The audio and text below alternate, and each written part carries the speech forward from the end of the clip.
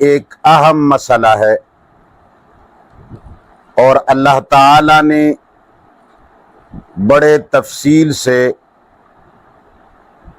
اس کا ذکر سورۃ بقرہ کے اندر اور اسی طرح دیگر سورتوں کے اندر جیسی سورۃ النساء ہے، اس میں اللہ تعالیٰ نے تفصیل سے اس پر روشنی ڈالی ہے۔ میں آیات کریمہ کا ترجمہ کرنے سے پہلے آپ حضرات سے طلاق کی پوری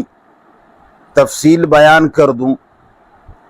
چونکہ طلاق کے مسئلے کے اندر امت میں بہت زیادہ بے اعتدالیاں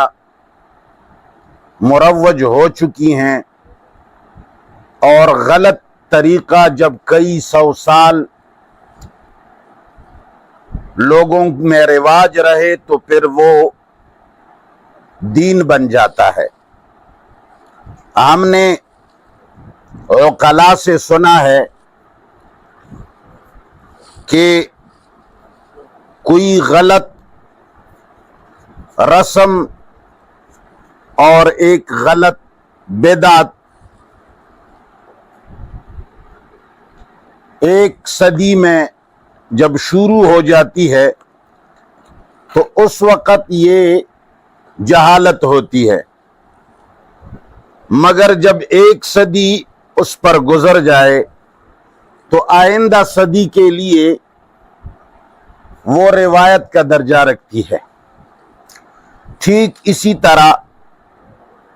جب رسول کریم صلی اللہ علیہ وسلم اور ان کے صحابہ کرام تشریف لے گئے اور پارس کے فتح ہونے کے بعد مجوسیت کا رنگ مسلمانوں کے اوپر چھڑا اور جتنے جدید نو مسلم تھے سارے تقریباً مجوسی تھے، انہوں نے اوپر سے تو شہادت کا کلمہ مگر اندر سے اپنی مجوسیت اپنے ساتھ لائے تھے، تو انہوں نے ہمارے دین کے اندر بہت ساری تبدیلیاں کی، اور ان کا سب سے بڑا ہدف تنقید قرآن کریم تھا۔ ان لوگوں کا مقصد یہ تھا کہ قرآن کو مسلمانوں کی زندگیوں سے نکال دیا جائے اور دوسرے طریقے سے دین کی تشریحات روایات کے ذریعے،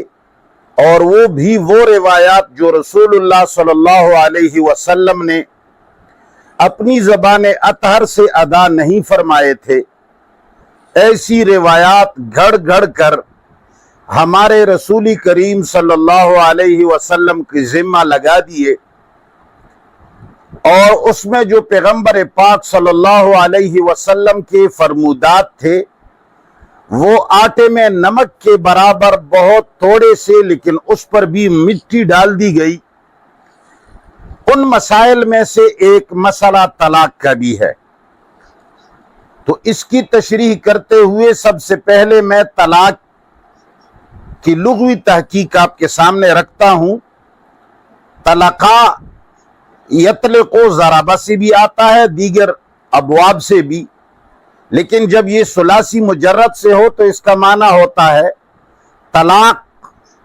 یہ پھر طلق سے مصدر ہے اور اس کا معنی ہوتا ہے آزاد ہونا، لیکن طلق یطلق تطلیقا جب باب تفعیل ثلاثی مزید سے آتا ہے تو اس کا معنی ہوتا ہے آزاد کرانا۔ اطلق یطلق اطلاق باب افعال سے جب ہم ان کو لیتے ہیں، اطلق الاسیر قیدی کو رہا کرنا، لیکن جب ہم کہیں گے ناقۃ طالق تو یہ اس اونٹنی کو کہا جائے گا جو بلا نکیل کہیں بھی گھوم سکتی ہے۔ امام راغب رحمہ اللہ جو ہمارے لغت کے امام گزرے ہیں، وہ فرماتے ہیں اپنے عربی عبارت سے کہ طلاق کی بنیادی معنی ہے بندھن سے آزاد ہونا، نجات دینا، آزاد کرنا، چونکہ اس کی بنیادی معنی ہے بندھن سے آزاد کرنا، تو پھر اس لفظ کو استعارتاً بیوی کا شوہر سے جدا ہونے کے لیے مستعار یہ لفظ لیا گیا،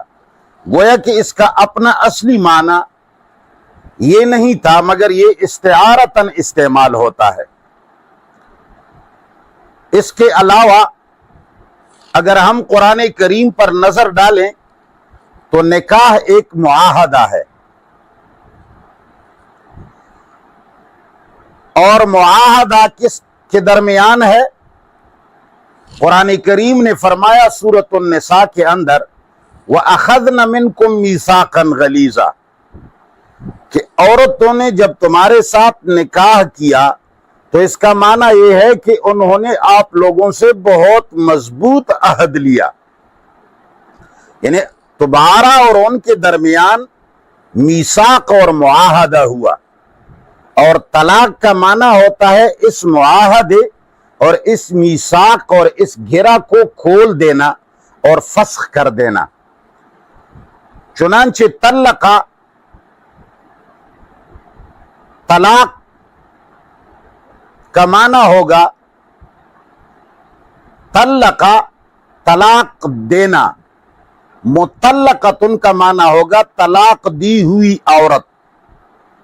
جس کی جمع مطلقات آتی ہے۔ اور یہ معاہدہ جس کو قرآن نے فرمایا، یہ بالغ مرد اور بالغ عورت کی باہمی رضامندی سے طے پاتا ہے۔ جب میاں بیوی ایک دوسرے کے لیے سبب سکون ہوں، ایک دوسرے کے لیے اطمینان کا باعث ہو،